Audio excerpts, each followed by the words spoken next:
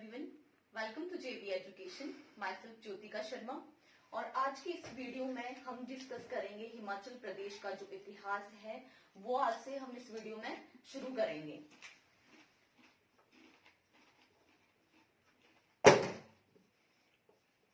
हिमाचल प्रदेश का इतिहास।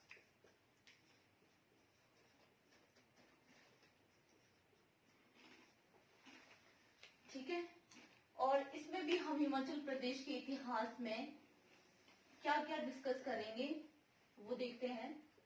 सबसे पहले हिमाचल प्रदेश के इतिहास के स्रोत।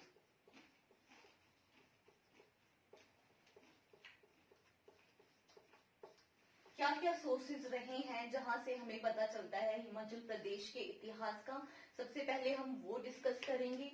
उसके बाद हम देखेंगे आद्य ऐतिहासिक काल।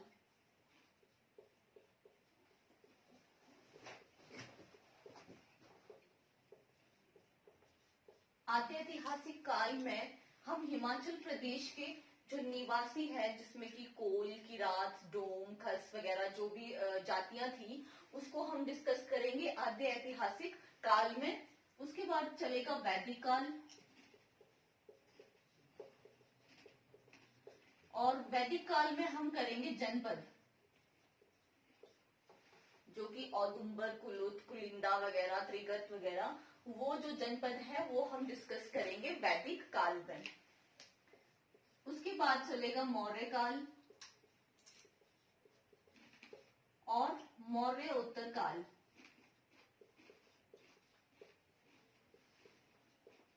फिर मध्यकालीन,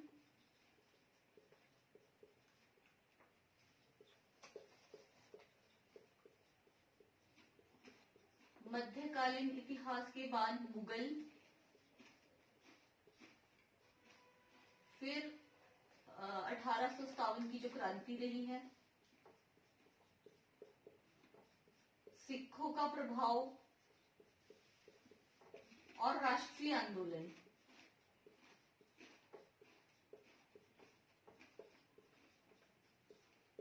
ये सब जो है हम हिमाचल प्रदेश के इतिहास में इसको हम बारी बारी से डिस्कस करेंगे। तो जो आज का हमारा टॉपिक रहेगा, सबसे पहला वो है हिमाचल प्रदेश के इतिहास के स्रोत। क्योंकि जब भी हमने वो इतिहास का पता करना हो, चाहे वो हिमाचल का हो या फिर किसी भी देश का हो, उसको हमने किस तरह से जानना है, उसके लिए कोई ना कोई जो स्रोत होते हैं वो अवेलेबल होते हैं, जिनकी वजह से हम इतिहास का पता लगा सकते हैं। तो आज का हमारा टॉपिक रहेगा हिमाचल प्रदेश का के इतिहास के स्रोत।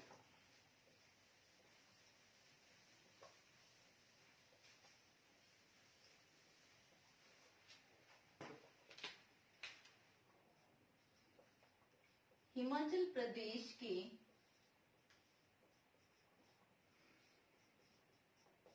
इतिहास के स्रोत यानी कि सोर्सेज। तो जो इतिहास है, सबसे पहले हम इतिहास के बारे में देख लेते हैं कि इतिहास क्या है। जो इतिहास है, जिसको इंग्लिश में हिस्ट्री कहा जाता है, हिस्ट्री जो है वो लिया गया है हिस्टोरिया, हिस्टोरिया जो कि ग्रीक वर्ड है। ठीक है, इतिहास जिसको कि हम इंग्लिश में हिस्ट्री कहते हैं। ठीक है, और ये लिया गया है हिस्टोरिया, जो कि ग्रीक वर्ड है। ठीक है, और इसका जो मतलब होता है वो होता है इंक्वायरी।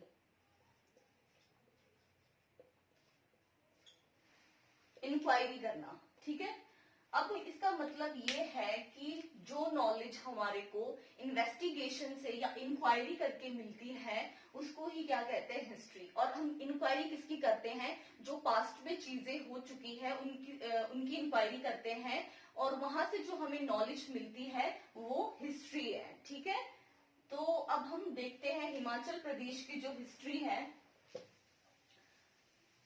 अगर हमने किसी भी जगह की या किसी भी चीज का जो इतिहास है वो लिखना है, तो हमें उसके लिए कुछ तथ्य और प्रमाणों की जरूरत होती है। ठीक है, तो जो हिमाचल प्रदेश का इतिहास है, यहाँ काल का क्रमबद्ध हमें कोई भी विवरण नहीं मिला है।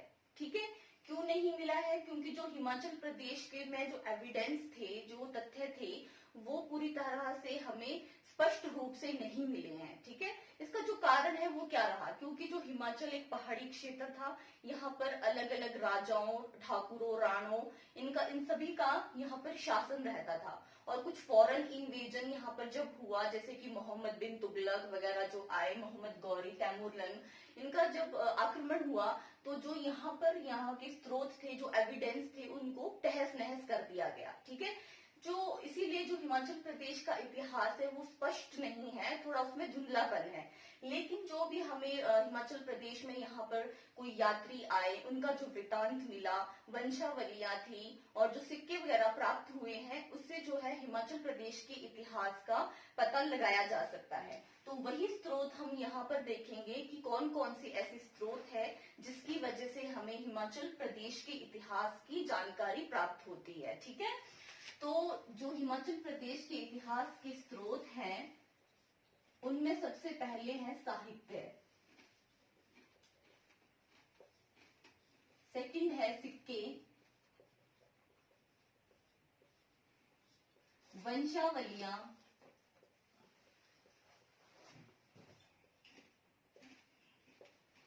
यात्रा वृतांत,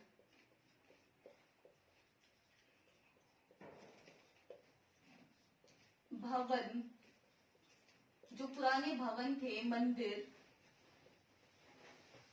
चित्रकला,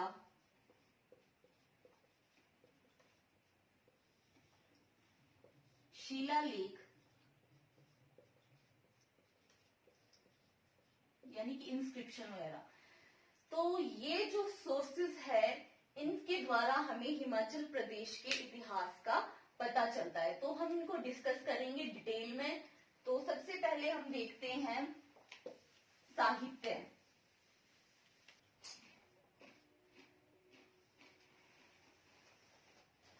साहित्य में सबसे पहले आते हैं पुराण, जिसमें कि स्कंद पुराण, विष्णु पुराण,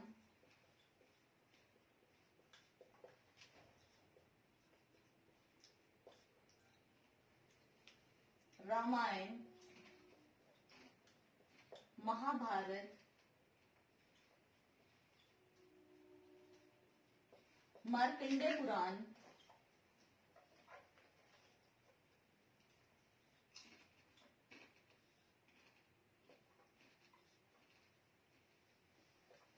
ठीक है।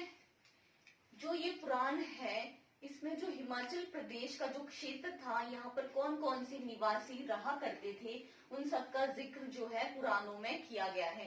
इसके अलावा कुछ बुक्स हैं, वो हम देख लेते हैं, जिसमें कि सबसे पहले कालिदास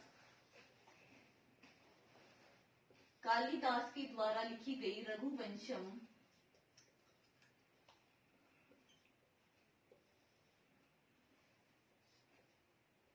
पाणिनि, अष्टाध्यायी,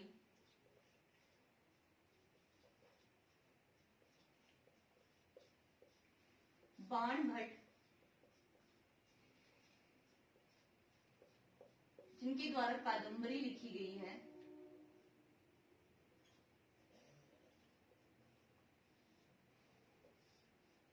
कलहंड, राजतरंगिणी,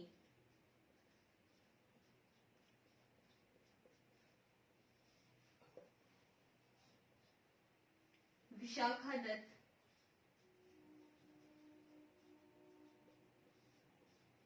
मुद्रा राक्षस और देवी चंद्रगुप्तम।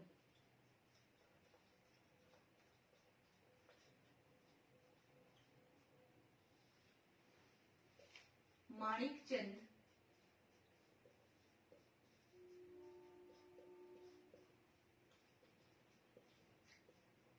धर्मचंद नाटक, गुरु गोविंद सिंह,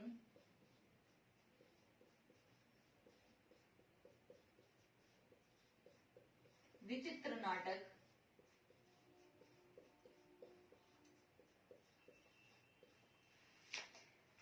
ठीक है, तो साहित्य में ये सब है, जैसे कि कालिदास का जो रघुवंशम है वहां पर भी हिमाचल के कुछ क्षेत्रों का जिक्र किया गया है। पाणिनि की अष्टाध्यायी में, बाण भट्ट की कादम्बरी में, कल्हड़ की राजतरंगिणी में, जो कि कश्मीर के इतिहास के ऊपर लिखी गई है।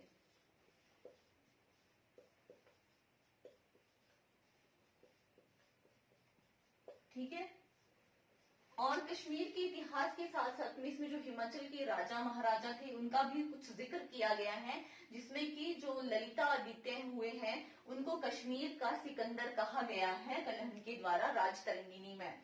इसके बाद जो विशाखा दत्त हुए हैं उनकी जो मुद्रा राक्षस और देवी चंद्र गुप्तम है उसमें भी जिक्र किया गया है।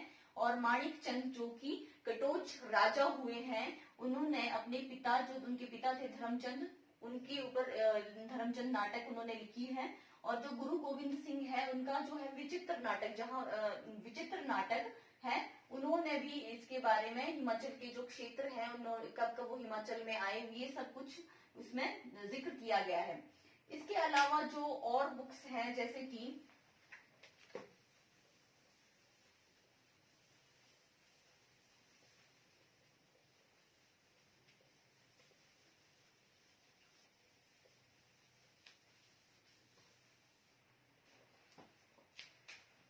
तारीखे फिरोज शाही,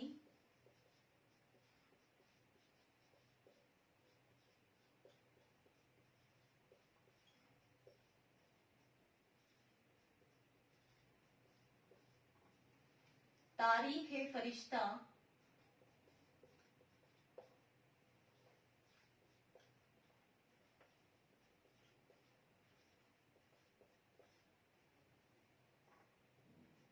तुझू के जहांगीरी,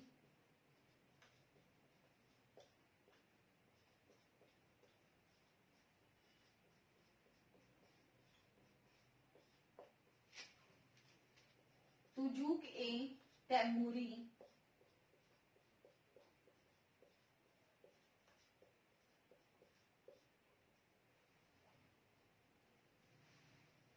इसके बाद इसमें जो तारीख फिरोज शाही और तारीख है फरिश्ता है, इसमें मोहम्मद बिन तुगलक और फिरोज शाह तुगलक के नगरकोट में जो आक्रमण हुआ था उसके बारे में इन बुक में जिक्र किया गया है। तुजू के जहांगीरी में जहांगीर का कांगड़ा में जो कांगड़ा किला को जीतने के लिए उसने आक्रमण किया था वो इसमें तुजू के जहांगीरी में जिक्र किया गया है। और जो तुजू के तैमूरी है उसका जो तैमूर लंग था, उसका शिवालिक जो हिल्स थी, शिवालिक एरिया था, उस पर जो आक्रमण किया था वो उस बुक में जिक्र किया गया है। इसके अलावा अल बतूती,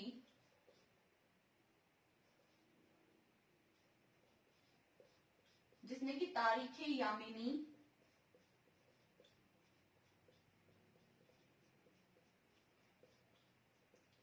इसने तारीख यामिनी एक किताब लिखी है जिसमें कि इसने पहली बार जो भारत को सोने की चिड़िया कहा था और जो कांगड़ा क्षेत्र था उसको भीमनगर के नाम से इसने संबोधित किया था। तो ये थे हमारे पास। नेक्स्ट जो स्रोत है हमारे पास वो है सिक्के।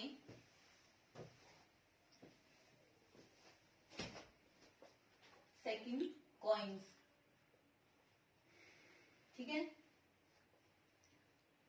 हिमाचल प्रदेश में सिक्कों की जो खोज का कार्य है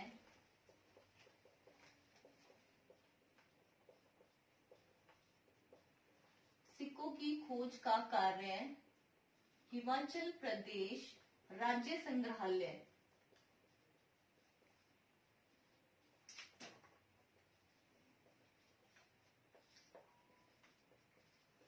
राज्य संग्रहालय की स्थापना के बाद गति पकड़ने लगा।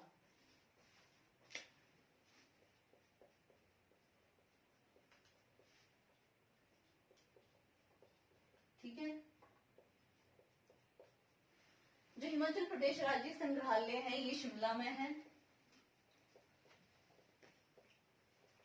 और जो इसकी स्थापना हुई है वो हुई है 26 जनवरी 1972 को। ठीक है। क्वेश्चन यहाँ से ये भी पूछा जा सकता है कि जो हिमाचल प्रदेश राज्य संग्रहालय है वो कहाँ है और इसकी स्थापना कब हुई है। तो ये 1972 में हुई है। तो जैसे कि मैंने यहाँ पर आपको बता दिया है, जो हिमाचल प्रदेश में सिक्कों की खोज का कार्य था वो 1972 के बाद ज्यादा गति पकड़ने लगा। ठीक है, उससे पहले इस पर इतना ज्यादा काम नहीं किया गया था। और जो हिमाचल प्रदेश में 2 संग्रहालय हैं, जैसे कि आपका पहला है भूरी सिंह संग्रहालय, जो कि हिमाचल प्रदेश का सबसे पुराना संग्रहालय है, जो कि 1908 में स्थापित किया गया था। ठीक है, वहां पर कुछ सिक्के रखे गए हैं और कुछ सिक्के जो है वो हिमाचल प्रदेश राज्य संग्रहालय यानी कि शिमला में रखे गए हैं। तो जो ये सिक्के थे वो जो 4 जनपद हुए हैं हमारे, त्रिगर्त, औदुंबर, कुलूत, कुनिंद, इन जो राजघराने थे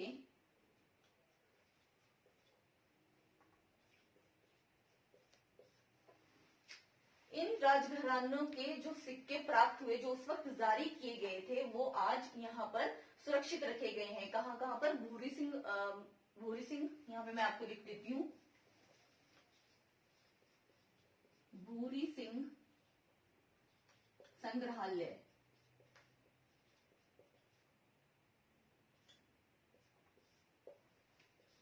उन्नीस 1908 में स्थापित हुआ है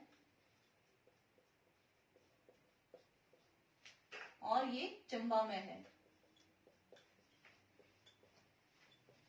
राजा भूरी के द्वारा ये स्थापित किया गया था 1908 में। तो जो इन राजघरानों के सिक्के हैं वो भूरी सिंह संग्रहालय में भी है और कुछ आपके हिमाचल प्रदेश राज्य संग्रहालय शिमला में है। तो अब हम देखते हैं कि कितने सिक्के कहाँ पर हैं। तो जो 12 सिक्के हैं वो अर्की से प्राप्त किए गए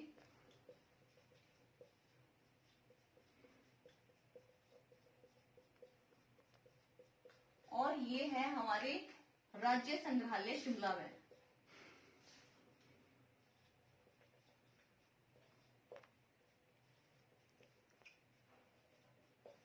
ठीक है, राज्य संग्रहालय शिमला में। इसके बाद जो 21 अपोलो लोटस,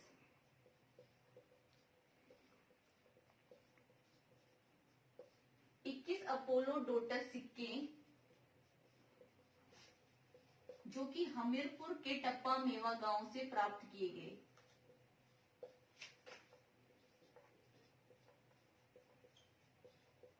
टप्पा मेवा गांव।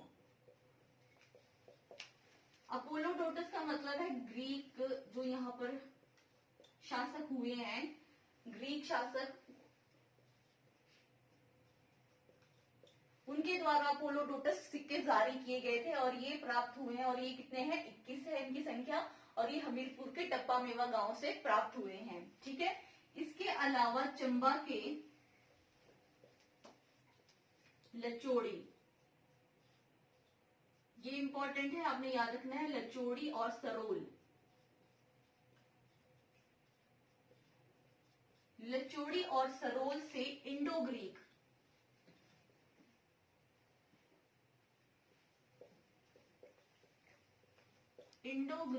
सिक्के प्राप्त हुए हैं। ठीक है, क्वेश्चन यहां से ये बन सकता है कि चंबा के कौन से एरिया से सिक्के प्राप्त हुए हैं और वो कौन से थे। तो वो इंडो ग्रीक सिक्के थे जो कि चंबा की लचोड़ी और सरोल से प्राप्त हुए हैं। ठीक है, इसके अलावा कांगड़ा का जो ज्वाली क्षेत्र है,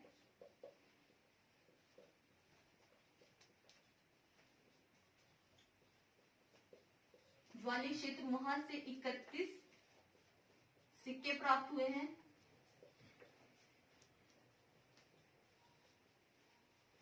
ठीक है,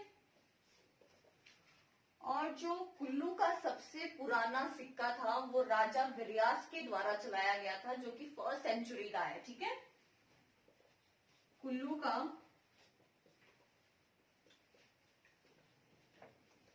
सबसे पुराना सिक्का राजा विरयास,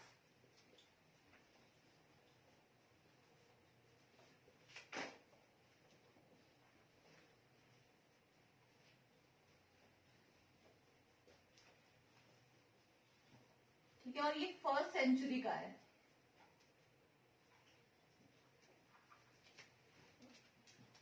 ठीक है, इसके बाद कुषाण काल में जो कनिष्क हुए हैं और उनके पिता वेमा कैडफेसियस, उनके द्वारा जो सिक्के चलाए गए थे वो खनियारा से प्राप्त हुए हैं, जिनमें से कि जो कालका कसौली रोड है,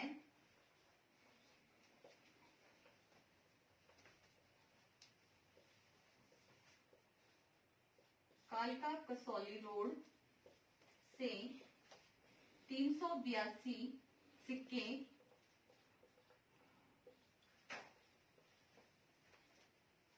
वेमा कैडफियस